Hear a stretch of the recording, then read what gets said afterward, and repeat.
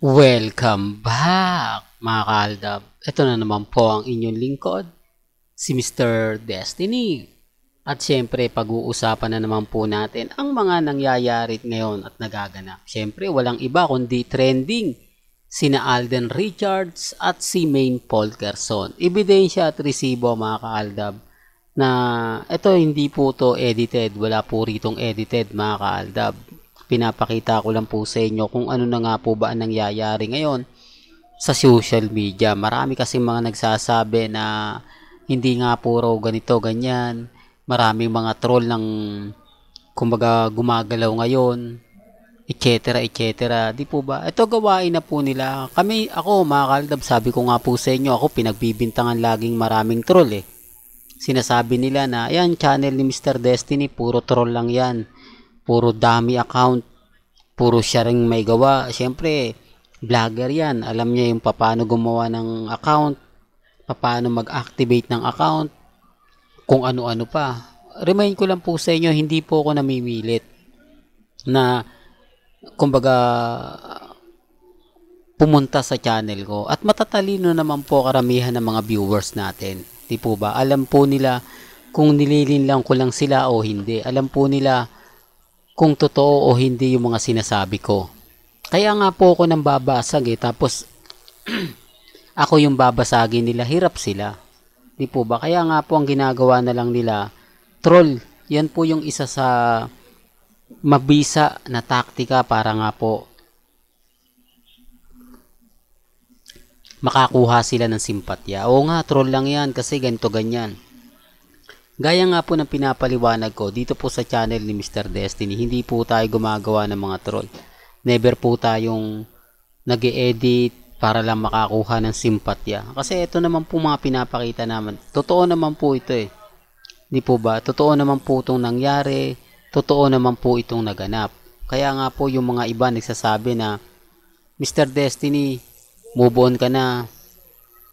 Tapos na yung boxing, talo na kayo. Wala naman pong problema. Hindi naman po tayo yung tipo na laging namimilit, di po ba? Ang sa akin lang po, update, di po ba? Pag hindi nila gusto, apektado talaga sila.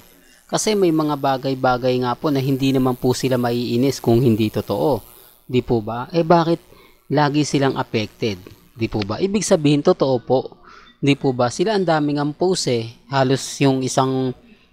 Halos araw-araw nagbibigay ng mga post ng mga panahong kasalan, ini-edit to, tapos yun pa rin yung ipopost. Nagre-reklamo po ba kami? Sinasabihan nga po ba namin na ganyan? Hindi po. Kumbaga doon po sila masaya eh. Doon po sila, kumbaga, nakakakuha ng simpatya. Kasi kahit saan mo namang anggulo tignan, tama naman po yung ibang mga netizen. Kasal na kuno sina Mengay at si Congressman Arjo. Kasal serye. Bakit nga po sila maiinis pa? Bakit nga po ba bakit sila magagalit pa? Gayong si Mengay hindi naman daw po pumapatol. Hindi naman daw po nagbibigay ng kumbaga issue. Ibig kong sabihin, hindi niya na nga pinapatulan. Yun po yung pinupunto ko na bakit si Mengay hinahayaan lang yung Aldab. Pero bakit itong Armeng galit na galit?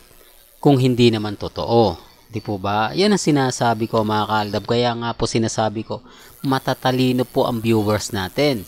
Matatalino po karamihan ng mga nanonood dito. Alam po nila kung nililin lang po sila o hindi. Kapag nagtrending si Alden, nagtitrending si Mengay. Patunay lang po ito na malakas ang Aldab.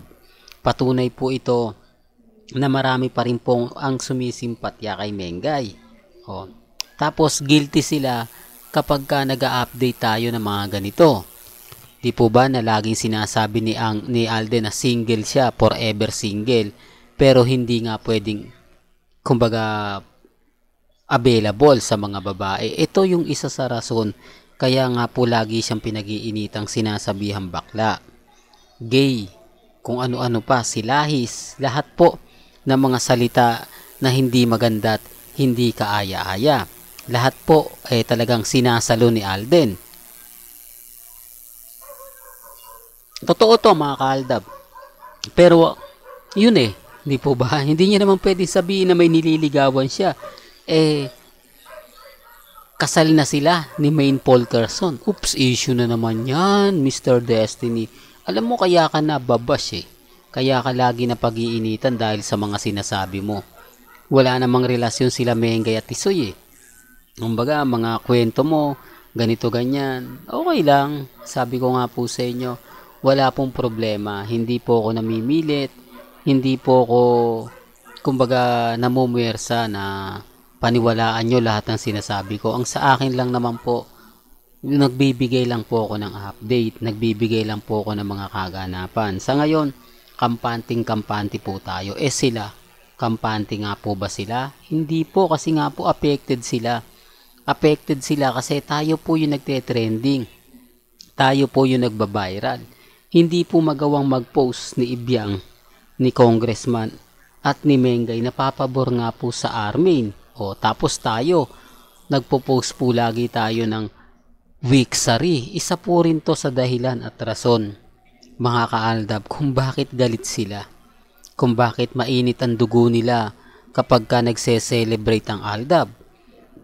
Sinasabi kasi nila, bakit nagse-celebrate pa kayo? Wala na namang aldab. Bakit ganyan pa yung ginagawa nyo? Tapos na yung aldab. Di po ba? Kaya nga po ako natatawa na lang eh. Pero wala po. Kumbaga, normal lang yan. Kumbaga, hinahayaan ko na lang. Alam ko naman po na hindi totoo yung mga sinasabi ng iba. Basta tayo masaya. Di po ba? Ako, kampanting-kampante po ako. Ewan ko lang po yung mga talagang galit na galit sa aldab. Although, konting i-post ko lang, guilty sila. Tapos sasabihin nila, ba't ayaw nyo pong mag-move on?